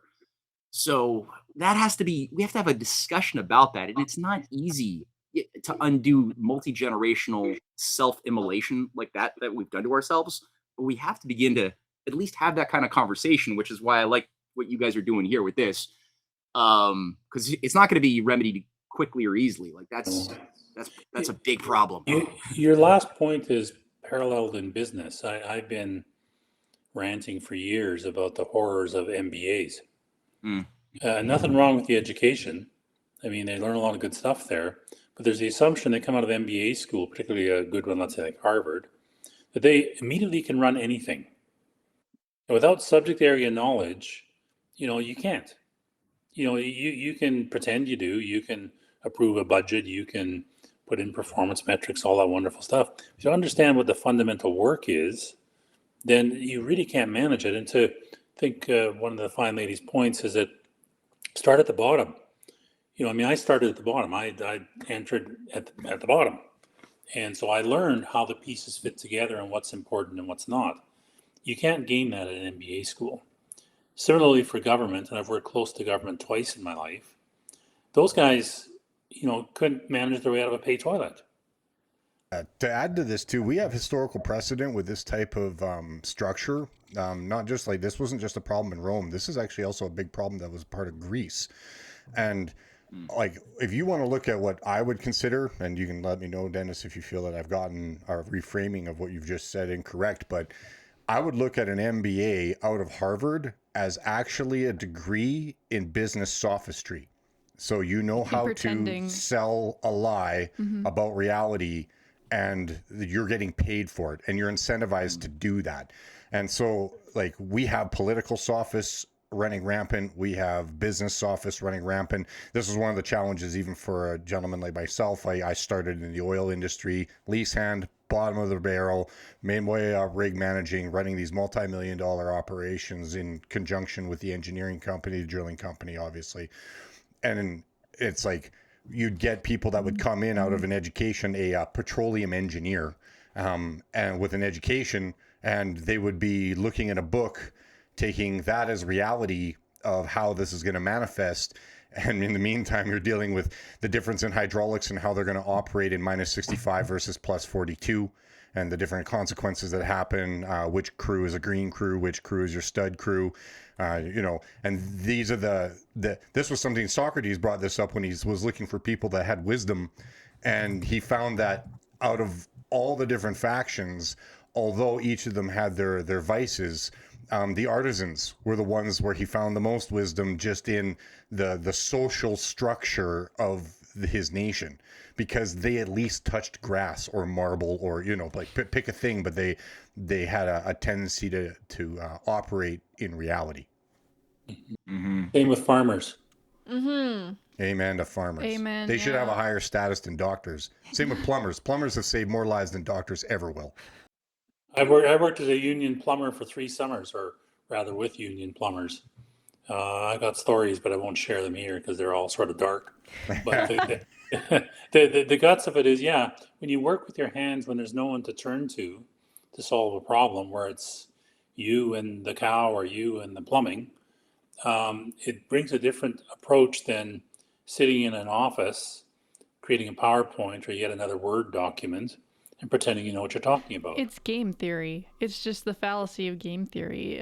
It's bureaucrats sitting in the room thinking, well, hypothetically, if this is what's going on, then this A plus B equals C, right? And it's like, no, it doesn't. Syllogistic thinking. I mean, and this sort of like system thinking, I think, is a better framework, rather than thinking, oh, who's qualified, or who should we not let in and who should we let in. Whomever wants to do the thing does have to go through the process of, like, if you wanted to be a prime minister, you would have to serve on a CA board. Like, there's people that have never been on a CA board or know what it entails, and that's volunteer work. You are helping volunteer for the community. You actually have to talk to your fellow neighbors. Surprise, surprise. And that's something that kind of dawned on me. The way the system is set up is honestly like an intelligence agency, because in an intelligence agency, whether it's CSIS, CIA, you name it, it's compartmentalized. And so everybody today in society thinks that politics is compartmentalized away from them. But back in the day, like, Benjamin Franklin got involved so early and understood that that was just a regular process of how a smooth society functions, was the infrastructure and the industry building. And people don't typically think of that as politics, but because of the way politics work, is that it is sort of like a managing of relationships and the policies that go around doing that. Whereas politics is a regular inner workings of how they should look at society. It is not a separate entity that you can choose to opt into, but intentionally it was set up so that people are disinterested. As Dennis, you alluded to earlier, there's less people interested because they've compartmentalized, so people not only don't understand it, but it's a dirty game where if you have a degree in political science, you're considered qualified. And so there's this big umbrella that is like boxed each center off and people from entering. And I think even that mode of attention has to shift in order for whatever system or is agreed upon, that mode of attention has to switch within society, so we stop looking at it that way. Otherwise, we will never pick up the responsibility. It's like, if we aren't paying attention, if we don't see that individual and power as a regular functioning of our daily life, then we will never hold them accountable or hold ourselves accountable to holding others accountable, because they're just this thing and it happens to me on occasion. So no matter if we have a term limit or not, if we don't attend to the system as if it is our lives that we have to manage, it's going to go awry, whether it's a republic, a monarch, unless anybody has anything else to say on that. Well, I'd like to throw out a question then, actually, to both Matthew and Dennis, because some of the things that we've just discussed here are based on systems that were previously demonstrated. And there's a line from a country song that says, "We may not know what love is, but we sure know what it's not." So we've recognized a lot of things that we know are not going to be helpful as we try to move forward in the building of a constitution. And since, Dennis, we'll start with you on this, and then Matthew, you can chime in on what Dennis responds with. How do we constitutionally enshrine vigilance? Well, you're talking about how do you build a culture indirectly. But within, like, the Constitution is going to be something that has to help frame the motivation, like to incentivize vigilance in your populace. Well, I think that any cultural change or any cultural element you build is not something I go up to someone and say, okay, we now believe X or Y. It's grown. In my mind, it starts with, you want your kids to study civics in school. You want to understand civic, how the government works, how it fits, how it goes on. You need to make the system accessible enough and tolerably workable enough that people can talk to their MLA, their representative, whatever. So I think basics like, you must live in the riding in which you are elected, full stop. No excuses, no second homes. It must be your residence.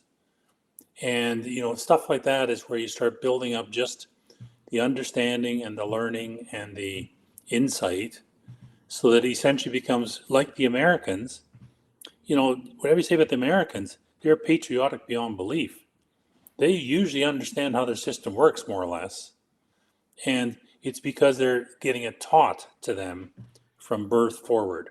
It's also why, in part, I'm against the naturalized citizens. Is without that learning cycle, it becomes hard to be culturally aligned and therefore have that vigilance that you seek. So that's my point of view on the matter. Yeah. Oh, yeah. No, those are good. Again, very good points. There was a French philosopher I appreciate who once said, "You legislate vice, not virtue." And to a certain degree, I largely agree with that statement. Like, laws are typically defined around what you shouldn't do and what have you, but you also want to have the purpose of a constitution isn't to nitpick about the different virtues.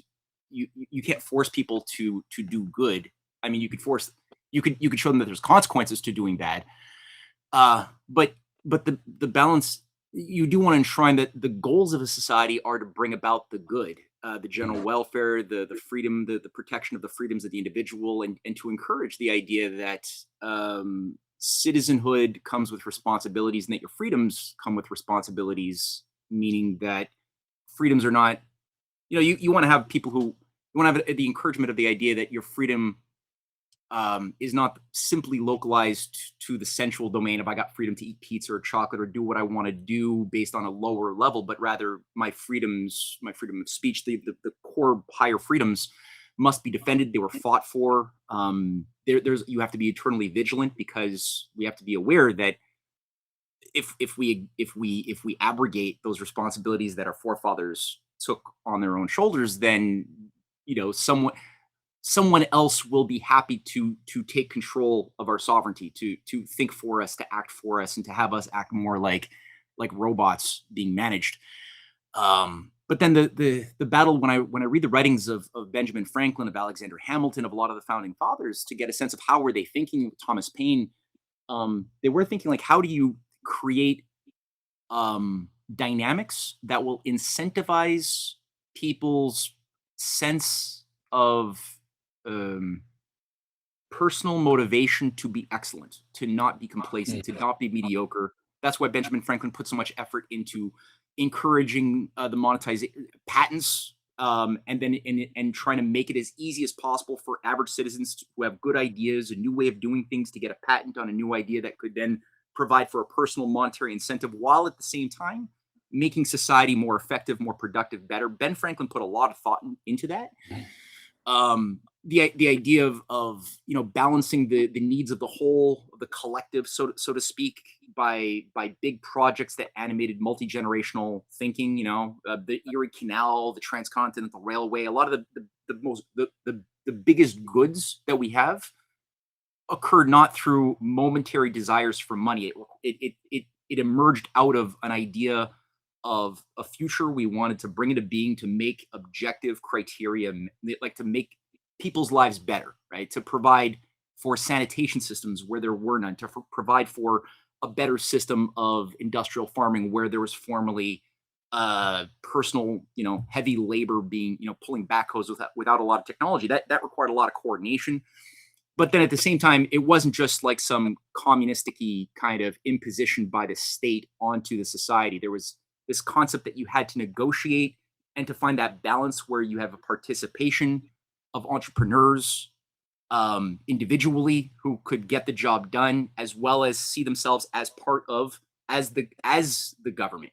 So it's not like there's this dichotomy, as you guys are pointing out, of like, there's my individual rights, there's the business, there's private, there's the state. They're all separate containers, totally isolated from each other. But you have a more dynamically back then, when I'm looking at the thinking of the people who made our society, they had a much more dynamic, holistic way of thinking that's been severed from our current generations in more recent years. That's unhealthy, that we've allowed this to happen. So I think we have to really get back to, I think, encouraging, like what Ben Franklin did with his cadres. He had his juntas that he organized over decades and decades, even before the American Revolution. He created these cadres of learning, these committees of correspondences. The Juno Club, yeah. The Juno Club. That was it. Yep. That was the name of his juntas. Oh, the Juno. Right. Yeah. Right. Yeah, you just read the autobiography. I did. Yeah.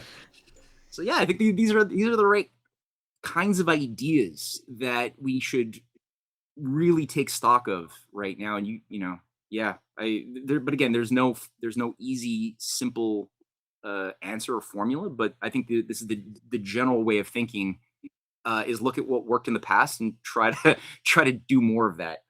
Well, I was going to say, there is ties to other things. Like you mentioned incentives, Matthew, and I think that's really important. Like, I'd say a major disincentive to doing good things now is the financial penalty of taxes.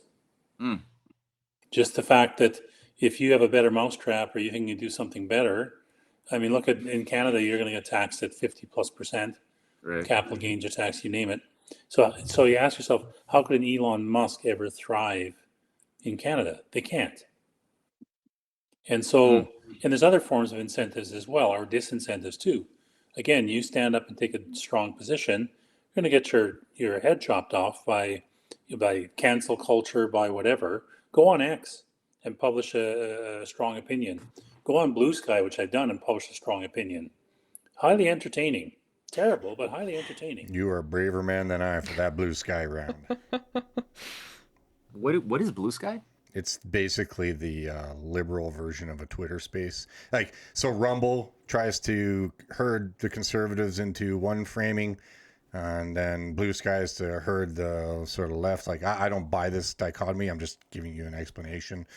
Well, something that it was also mentioned, Dennis, at your town hall, was you were talking about budget limits, and something that is just, it's not out of left field what I'm talking about. It relates to what we were literally just talking about, which is when we're thinking of, I guess, admirable people that actually were trying to cultivate good ideas, and it wasn't just always incentivized by money. Even what Matthew was talking about there, the patent idea, yes, it's nice in the sense where you can get some value for your own ideas.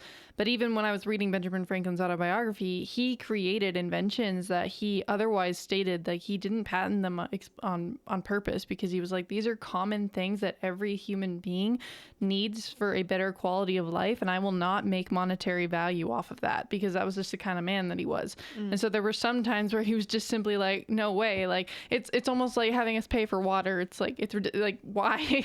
Every human being would thrive if they just had access to this thing. But so when we're talking about that, it makes me think of one of the examples that was brought up even while we were reading the Value of Freedom document was, again, another China example, but they were, Dad, it was their, which specific so you're going into their maglev rail system. Deficit, so China, just I'll ad lib and then hand it back to Macy, is that China runs their mag levitation rail system at a deficit to the state. But they do this deliberately because when they pull out to the 35,000 foot view, taken as a whole, each of their citizens that do benefit from the ability to be able to transport, communicate, and move goods seamlessly throughout their country, they know is a net benefit. So although the state takes the hit, they're well aware that for its overall GDP, and I know China doesn't submit to GDP as like the end all be all. They don't subscribe to the Smith, that false Keynesian Haynes dynamic. Like they just don't buy that. All that to say, they put their money where their mouth is. But anyway, so go ahead. Yes, they run their rail system to a deficit for the greater good of their citizenry. Well, that's what I was, that's what's leading into the whole budget limit question a bit, is because obviously you were saying that if you don't have the means to do a thing, don't do the thing yet. Like, try and figure out then where can you shift your priorities so that way, I guess you're just being fiscally responsible, right, with what it is that you have, and trying to incentivize a culture more with that. But then also the flip side of where there are clearly historical examples where you can operate in a deficit and it actually still be kind of like what you didn't expect to be happening is it's helping in this area. So on face value and on paper, it says that it's irresponsible, and the way we're doing it is, but it is irresponsible. But does that mean that that's always the case, right? And so then that was kind of my question for both you guys, because if we can have just, I guess, the historical example of a figure that quite literally has their own mind meshed into, well, as long as I'm doing a thing and I'm providing and I'm bringing up the quality of life, even if it's at a detriment to me. Now, how does that equate to trying to think about that on a state level? Well, I mean, but look at how spending in government is done now. Because in my mind, we waste so much money on supporting people and supporting initiatives and ideologies and so on and so forth, that removes the higher level ability to spend that China does with their maglev and you're talking about. So, I mean, I have to be of the belief that if you make it too easy to not work, people don't work. Bill Clinton proved that in the 90s, I think it was, where he cut hugely back on welfare payments in the States. Everyone said there are going to be people starving in the streets within weeks, and the reality is employment went up. And because suddenly, you know, people said, well, I could sit at home and collect EI and whatever the case might be. And I do know of people who literally work long enough to collect more EI and then go back to doing nothing. And but if you, as a government, if you waste your money on that, you're depriving, well, just let me, how the heck can this ring? Hey, if it's your mom, we get it. It's my mom, but I'm not going to talk to her.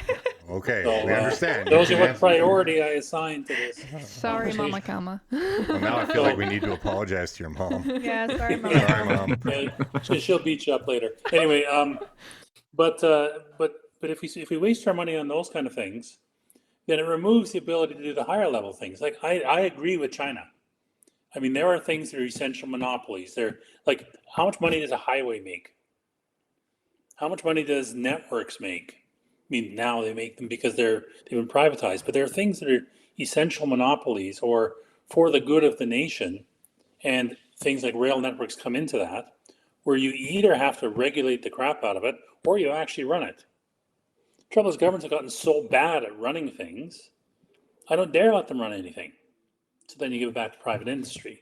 But I think we've dug our own grave with this because we don't have any resources left to do higher level good. Yeah. Yeah, it's this perversion of the PPP model idea, like in the past when we built the good thing, like the really big things that we've been harvesting the benefit from over generations. We have electricity, we have running water, we have very advanced systems of production in agriculture. And even though we've been undermining it for like 40 years of globalization, we've been deindustrializing, but still we have these things that were built up in the 50s and the 60s into the 70s that,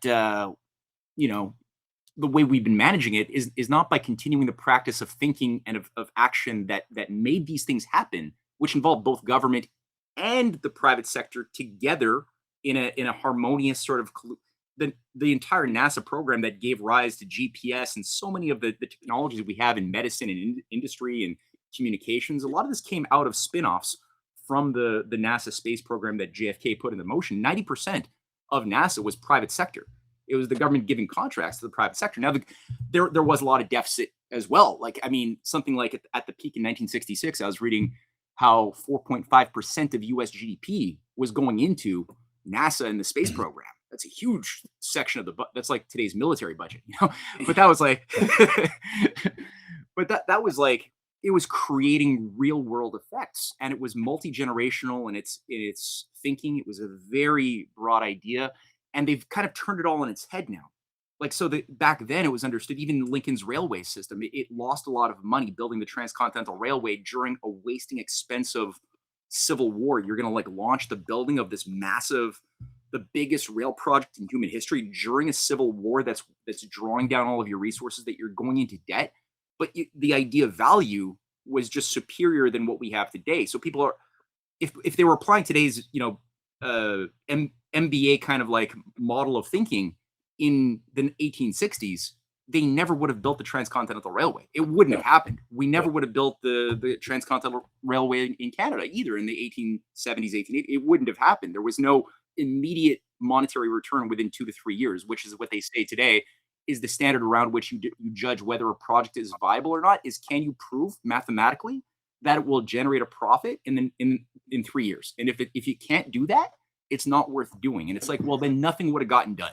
No. And we've given now the private sector in the last 40 years, we basically built these things through a completely different model. And then we said, okay, there's a new kind of ethos, and we're going to now just privatize everything and extract money out of the thing while we let our bridges, our infrastructure decay, collapse. We stopped building the frontier technologies like we were on the verge of planning out in the 70s. High-speed rail in Canada and the United States, there's plans to have a lot of nuclear fusion power research was going on, was really accelerating. And all of that under Pierre Elliott Trudeau, under his counterparts in the Trilateral Commission in the United States in the 70s, who did their own Rand Corporation Just Society at the same time as we were doing that in Canada. Same policy.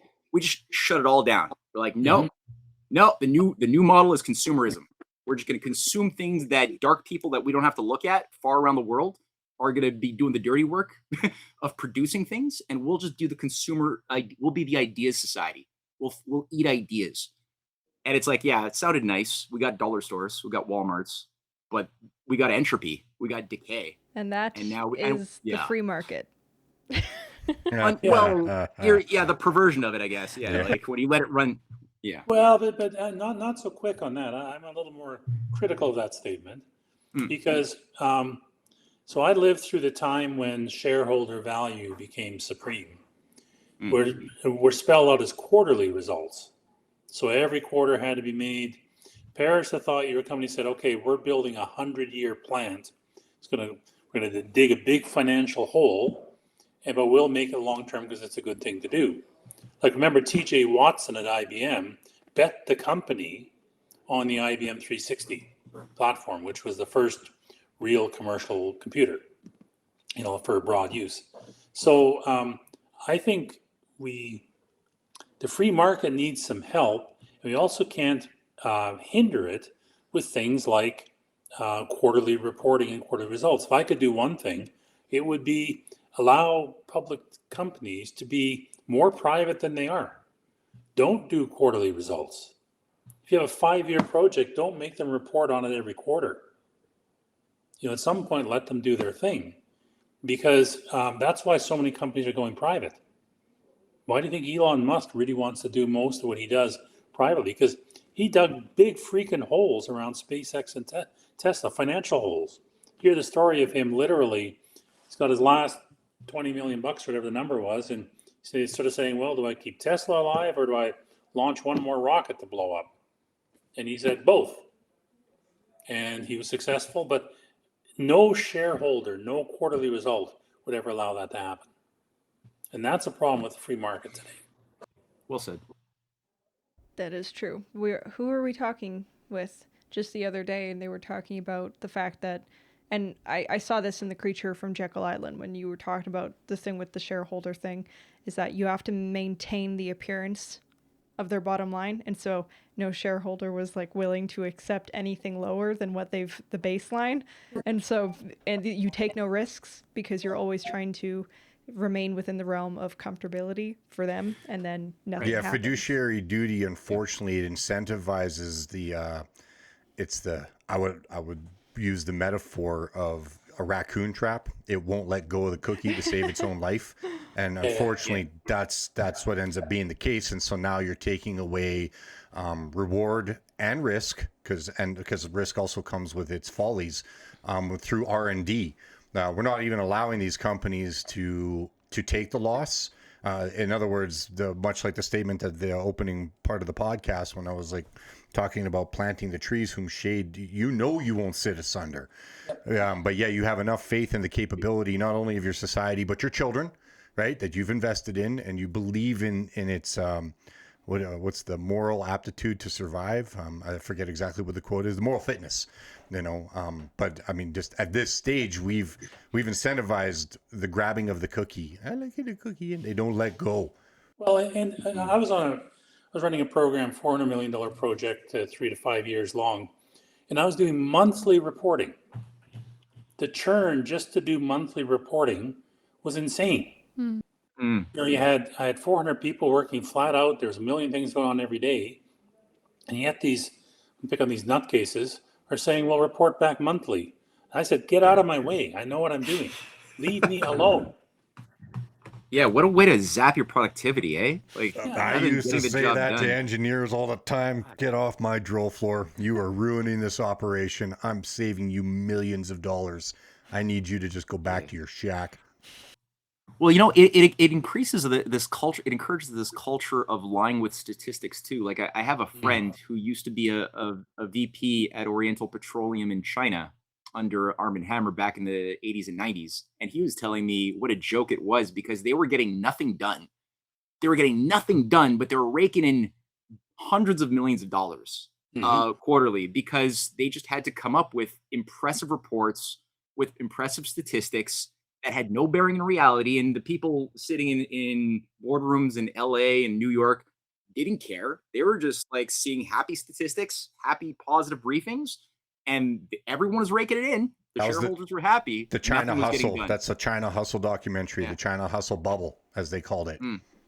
We have friends as well that have been getting basically laid off because I think of that same shareholder phenomenon that you guys are talking about, of just trying to make it look like there's a bottom line, and so you'll just obviously lay off people to try and show that, oh, look, everything's fine, but in reality that at the bottom of the system, which again goes back to what we were talking about before, is sometimes the most detrimental part of the system, is getting basically ruined. And I guess my question is that the same for GDP then? Like, is that not essentially the same game that they play? Yeah, GDP is a terrible measure. It's a horrible measure. Amen. I mean, because you're already saying, I mean, if you paid me $5 for being on this podcast or whatever, also you created some GDP movement. It's ridiculous. Especially if I gave you the $5 back, now you have $10 of GDP. Rehab modification. Yeah, rehab modification. Yeah, exactly. Yeah. Yeah, it's like productivity inflation. It's like it Yeah, holds it- no value. It's just inflating the grades, essentially. It's the paper silver market, the paper gold market, it's the paper oil market. Derivative market. Yeah, that's exactly what that is. Interesting. I've never thought of GDP I never thought of way. that way until just now when you said that. Yeah, me So, too. China, I mean, I am not a big fan of Chinese government style. I value personal freedoms too high, but doesn't mean that we have to ignore everything they do. I mean, the fact that they Agreed. stand way back, their government stands way back and say, what's leveraging the nation's prosperity? What do we need to do now so that 20 years from now, that tree who you won't sit on in your lifetime will be available for the future? Those are the real functions of government. And those are being horribly mismanaged. Look at R&D levels in Canada, almost non-existent. Yeah. I mean, I'm a theoretical physicist by training. You talk about nuclear reactors. I had one point a dream of, hey, I'm going to get involved with the fusion stuff. Oh. And but you don't. Those things went away. Not in And so, China, you do well. well, exactly. Just And if you have a saying. brain, I mean, did I have enough between the ears to qualify? Maybe yes, maybe no. My detractors would say no. But yes, I mean, get your best and brightest focused on your toughest problems. Yeah. Where do our best and brightest go now? They end up getting involved with, writing silly apps for phones. Yeah. Yeah, no, absolutely. Yeah, the Silicon Valley thing just sucked so much of the best and creative minds into this new AI cybernetics kind of economy that really created a schism between like, well, we're building, there actually is like real momentum now to build nuclear power reactors again after so many years. But if you look at like what is the model around which these reactors that Bill Gates is funding, what is the model that's animating them? It's data centers to help prop up the broader, security state, surveillance state, dragnet, AI, overseer management of the world. It's not based kind upon of the like what our idea, provincial government's doing with Meta. Honestly, know? that was because everybody, Ouch. Yeah. again, that's very prevalent because I'm not on board for just spreading out calumny but as even looking at the fact that Alberta, we couldn't find investors to finance the most recent pipeline announcement, even if that goes through, but we have investors for data centers. I'm like, I'm sorry, there are third-party interests here, and we are not developing anything in favor of Alberta right now. The fact that we got a data center and we can't get a pipeline, it's ridiculous. Well, and if you follow that money line, you're going to realize that the third-party interests, I can tell you who they're not. They're not China. They're not Russia. So if anything, we should be looking internally, looking to Europe, looking maybe to India, and then we'll start to get an understanding of where our interference is coming in Alberta. At least if it was China, they would have forgiven the debt. Johns Hopkins University proves it. This is also true.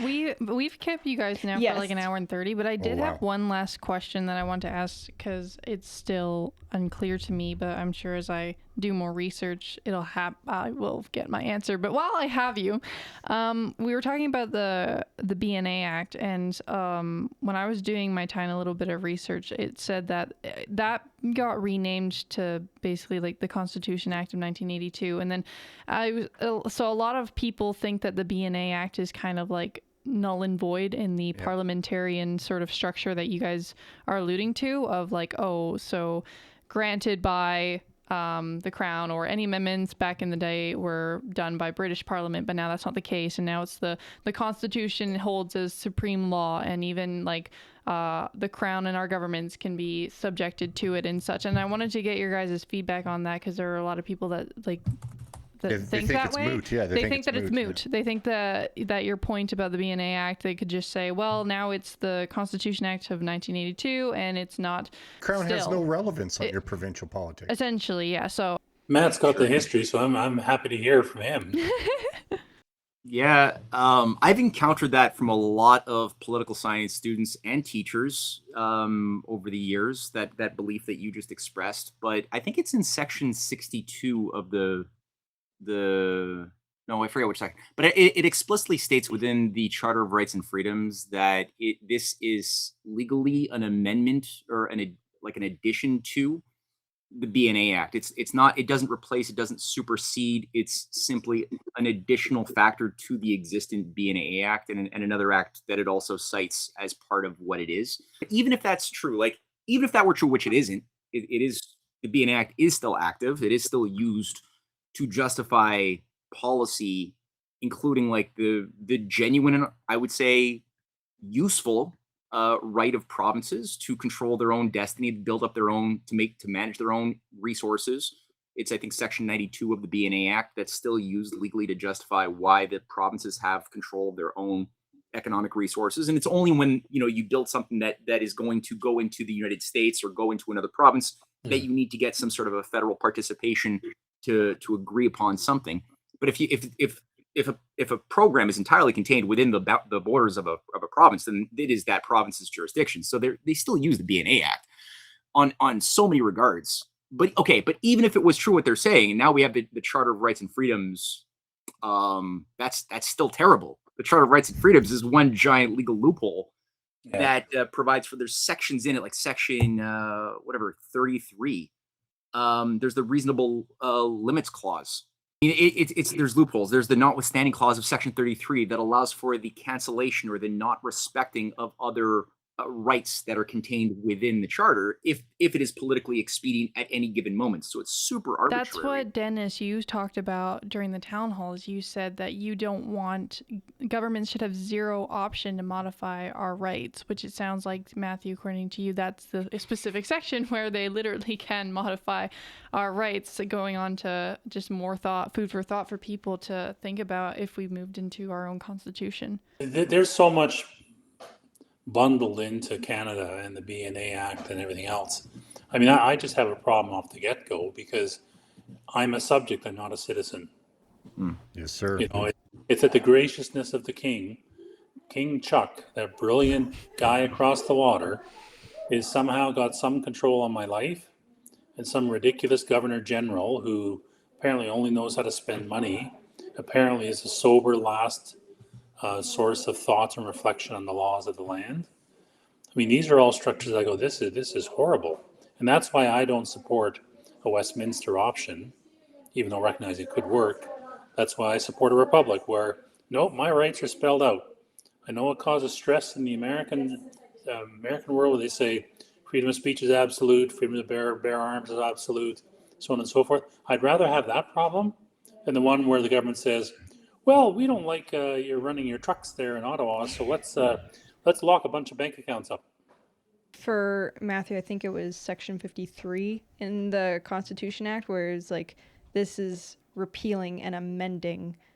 It's an extended indication. And then Schedule 1 of the Constitution Act says that it's renaming. It doesn't say it replaces anything. It just renamed the BNA to the Constitution Act. So it's just a renaming, literally in the schedule. A rebranding. Yeah. And in Article 62, it says this act may be cited as the Constitution Act of 82 and the Constitution Acts of 1867 to 1975. So it's a renaming, it's a rebranding. It's not a replacement of. Yes.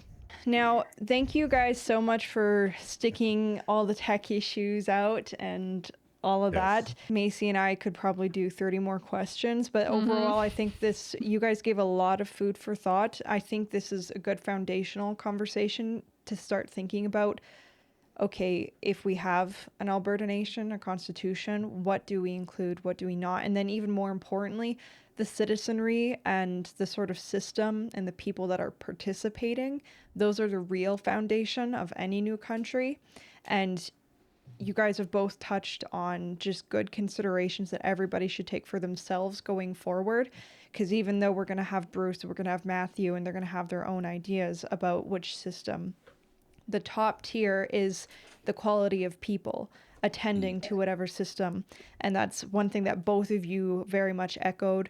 And I'm sure that data in a future episode will also bring the relevance to that and how the Republic was successful in the beginning because of that very foundation. And then eventually, as that got superseded, the fall this began. Any last remarks for anyone or last minute tidbits before? Give two quick quotes. One from John Adams saying, "Our Constitution was made only for a moral and religious people. It is wholly inadequate to the government of any other."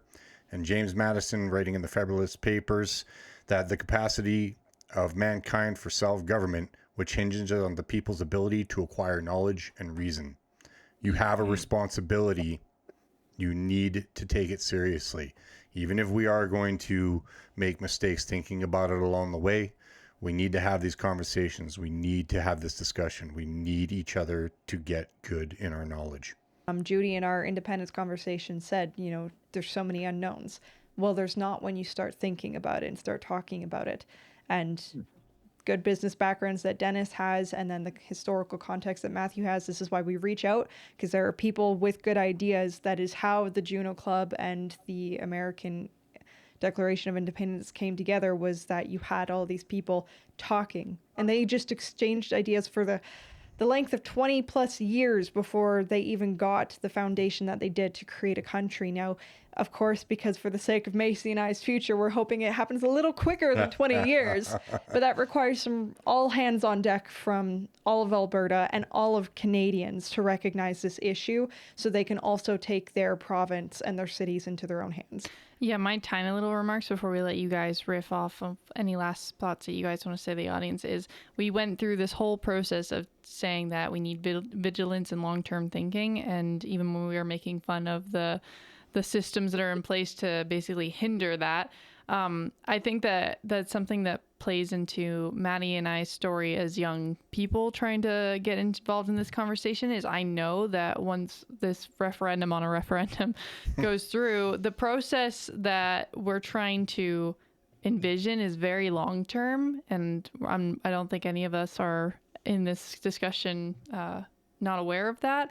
And so that's kind of the thing that I'm trying to encourage people that are maybe on the fence or whatever, is listening to, Matthew and Dennis, and then all of the historical context and all of the great examples that they have as to what it is that we don't want to be seeing anymore. And they are providing the evidence for that. And Dennis is still working on that even now with the transition papers. There's just so much to consider, and we are trying to play a long-term game. So this is not, AKA, I'm encouraging those to not get stuck in that short-term thinking of impress me with my 3-year, or Dennis, my month report on the progress of the culture. And it's like, well, if you don't get involved, I'm not giving you any fucking report. So yeah.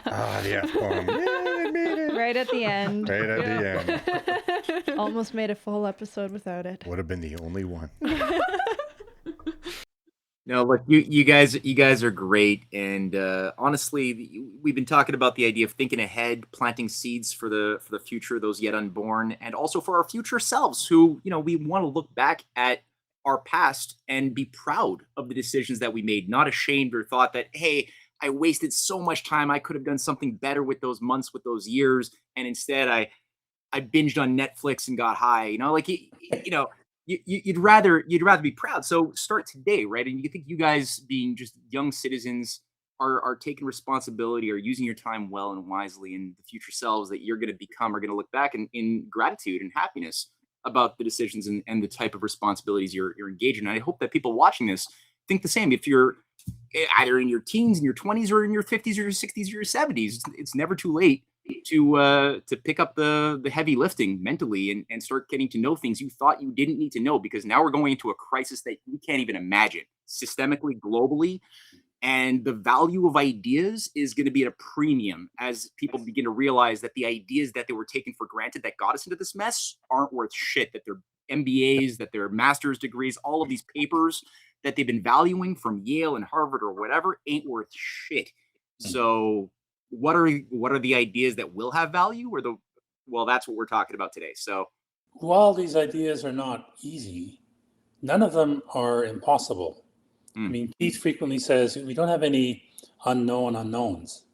All of this has been done elsewhere in the world. There's many good analogs to look at, and we can look and say, well, we can do this a bit better, and we can change this and tweak this, but all this stuff is out there. The second thing, and maybe I'll contradict the want it done quicker rather than slower. This is a journey.